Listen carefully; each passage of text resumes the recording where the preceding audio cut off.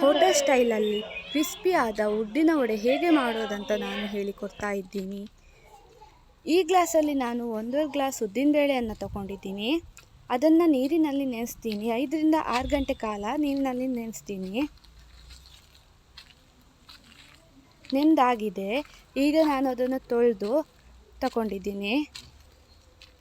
ನೀವೇ ನೋಡಿ ನೆಂದಿದೆ. ಇದನ್ನು ನಾನು ಒಂದು ಮಿಕ್ಸಿ ಜಾರ್ಗೆ ಹಾಕ್ಕೊಳ್ತೀನಿ. ದಪ್ಪಾಗಿ ಕಡಿತೀನಿ. ನೀರನ್ನು ಸೇರಿಸಬಾರ್ದು. ಇದಕ್ಕೆ ದಪ್ಪವಾಗಿಯೇ ಇರಬೇಕು. ನೀರಾದರೆ ಉದ್ದಿನ ವಡೆ ಮಾಡೋಕ್ಕೆ ಬರಲ್ಲ. ಇದಕ್ಕೆ ನಾನು 3 ಚಮಚದಷ್ಟು ಅಕ್ಕಿ ಹಿಟ್ಟನ್ನು ಸೇರಿಸ್ತಾ ಇದ್ದೀನಿ. ಅಕಸ್ಮಾತ್ ಎಲ್ಲೋ ನಿಮಗೆ ನೀರಾಗಿದ್ದರೆ ಸ್ವಲ್ಪ ಅಕ್ಕಿ ಹಿಟ್ಟನ್ನ ಜಾಸ್ತಿ ಸೇರಿಸ್ಕೊಳ್ಳಿ.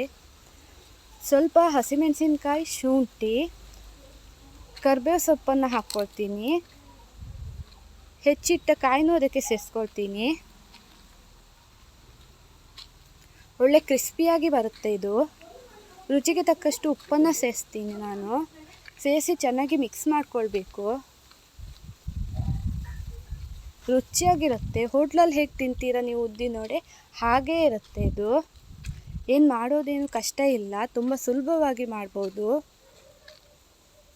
ನೀರಿಗೆ ಕೈಯನ್ನು ಹತ್ಕೊಳ್ತಿದ್ದೀನಿ. ಉಂಡೆ ಆಕಾರದಲ್ಲಿ ತಕ್ಕೊಂಡು ಕೈಯಲ್ಲಿ ಮಧ್ಯ ಹೊಟ್ಟೆನ ಮಾಡ್ಕೊಳ್ತಾ ಇದ್ದೀನಿ. ಅದನ್ನು ಕಾದ ಬಾಣಲೆಗೆ ಬಿಡ್ತಾ ಇದ್ದೀನಿ.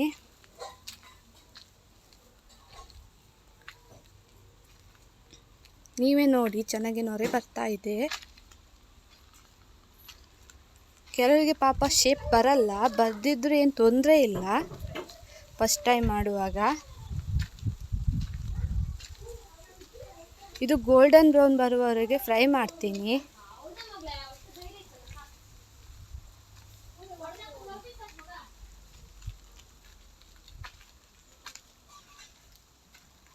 ಕೆಲವರು ಹೇಳ್ತಾರೆ ಉದ್ದಿನಬೇಳೆ ವಡೆ ಮಾಡೋದು ತುಂಬ ಕಷ್ಟ ಅಂತ.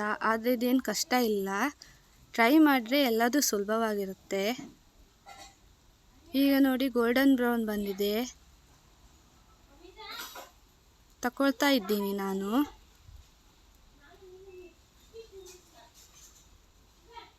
ಎಷ್ಟು ಚೆನ್ನಾಗಿ ಬಂದಿದೆ ನೋಡಿ.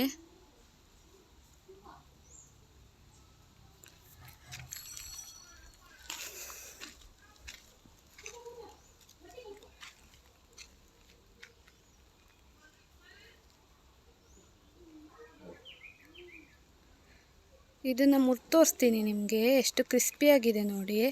ಹಾಗೆ ಸಾಫ್ಟ್ ಆಗಿದೆ. ತಿನ್ನೋಕ್ಕೂ ರುಚಿಯಾಗಿರುತ್ತೆ. ಇದರೊಂದಿಗೆ ಚಟ್ನಿ ಇದ್ದರೆ ತುಂಬ ಸೂಪರ್ ಇರುತ್ತೆ.